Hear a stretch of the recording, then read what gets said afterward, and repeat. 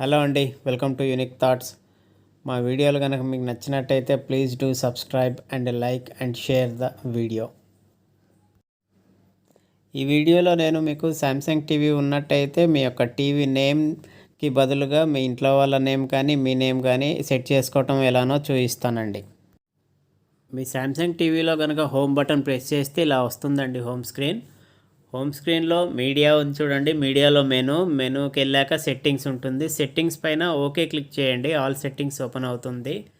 ఇక్కడ వచ్చేసి picture, sound and connections, broadcasting, general and privacy support ఉంది చూడండి. మనం కనెక్షన్స్లోకి వెళ్ళాలండి. కనెక్షన్స్లోకి వెళ్ళాక పైన డివైస్ నేమ్ ఉంది చూడండి. డివైస్ నేమ్ పైన క్లిక్ చేస్తే ఇన్పుట్ అని ఉంది చూడండి. ఇన్పుట్ క్లిక్ చేయండి. ఆ యొక్క డివైస్ నేమ్ని ఇక్కడ ఎరేజ్ చేసుకోండి. రైట్ సైడ్లో ఇంటూ మార్క్ ఉంది చూడండి. దానిపైన క్లిక్ చేయండి. ఆ యొక్క డివైస్ నేమ్ ఎరేజ్ అవుతుంది.